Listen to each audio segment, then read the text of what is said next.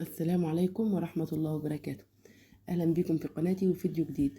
النهاردة بإذن الله هنعمل مع بعض فطاير جميلة جدا جدا، فطاير كده قطنية بعجينة جميلة جدا جدا، بإذن الله تعجبكم. قبل ما ندخل على الوصفة أتمنى تشتركوا معايا في القناة وتفعلوا زر الجرس على الكل وتدوسوا لايك للفيديو. يلا بينا نشوف الفطاير الجميلة دي عملناها ازاي.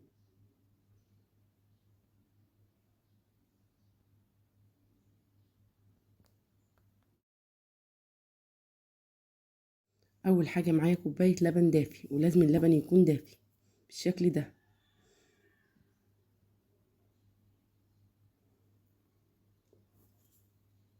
هنزل عليهم بمعلقتين كبار من السكر ومعلقة كبيرة خميرة. هضربهم كده كويس علشان السكر يدوب معايا. بعد كده هنزل ب3 معالق من الزيت ومعلقة كبيرة من الخل.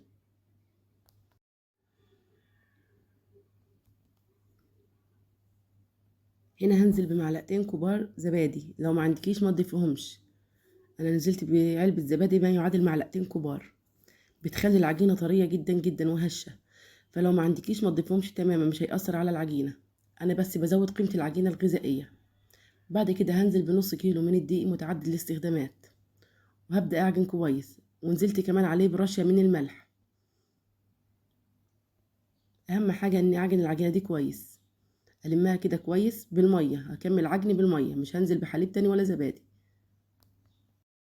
نيجي نقول بقى شوية بدايل. ممكن لو ما عندكيش حليب تعجني بمية، ممكن تستغني تماما عن الزبادي.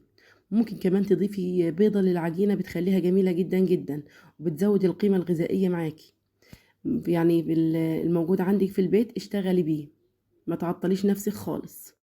هنا بعد ما عجنت العجينة بالشكل ده قوام العجينة المناسب. عجنتها زي 10 دقايق. كنت بضيف المية حبة صغيرين كده بحبة صغيرين لحد ما وصلت للقوام ده.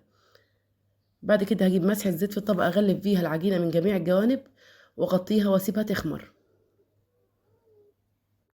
وده شكلها بعد ما خمرت. اخدت معايا زي نص ساعة. هجيب صينية عشان اقطع عليها العجين. اخد كده القطعة حجم متوسط، ما خليهاش كبيرة قوي بالشكل ده، وابتدي اسويها كده كويس بايدي زي ما انتوا شايفين كده قدام حضراتكم.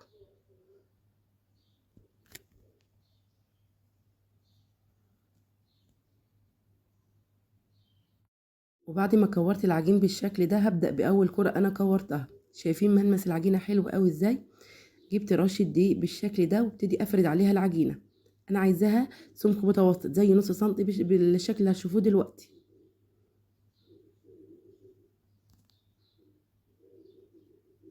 بالشكل ده.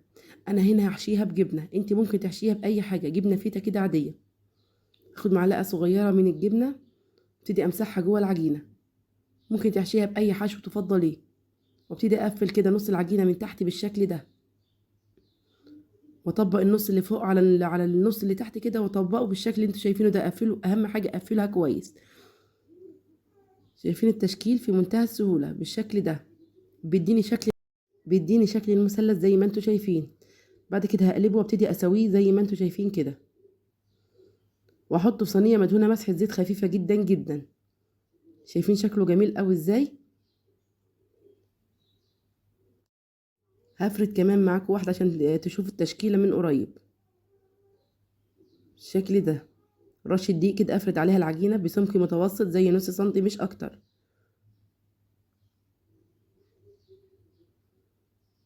بعد كده احط عليه الحشوه المناسبه عندك.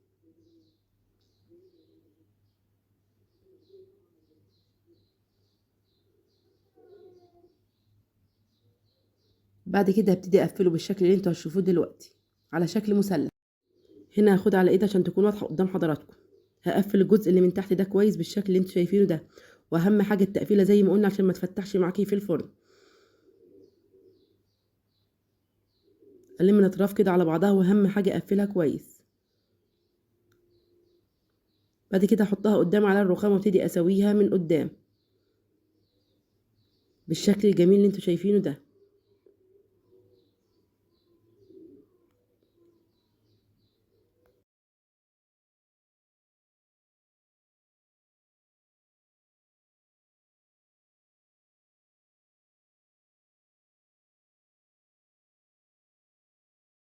وهنا بعد ما خلصت الكمية كلها، النص كيلو عمل معايا 15 قرصة بالشكل اللي انتوا شايفينه ده.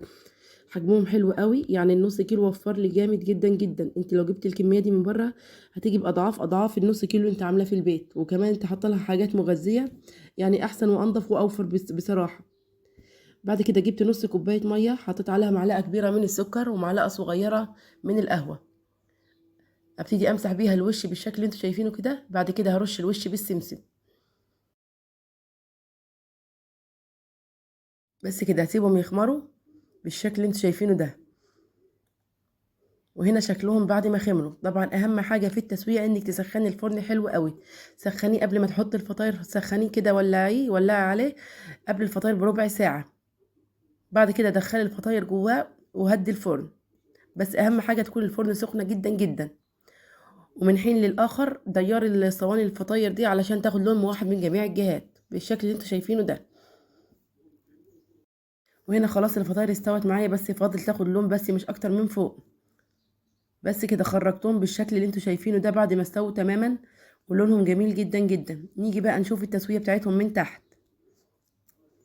بصراحة شكلهم حلو قوي وريحتهم احلى واحلى. شايفين قد ايه القرص طرية وجميلة، والتسوية كمان مظبوطة جدا جدا من فوق ومن تحت. بصراحة حاجة كده قمر. جربوها بإذن الله تعجبكم. وهنا نكون وصلنا لنهاية الفيديو. لو عجبكم الفيديو ما تنسوش تشتركوا في القناة وتفعلوا زر الجرس على الكل عشان يوصلكم كل جديد، وتدوسوا لايك للفيديو. والسلام عليكم ورحمة الله وبركاته.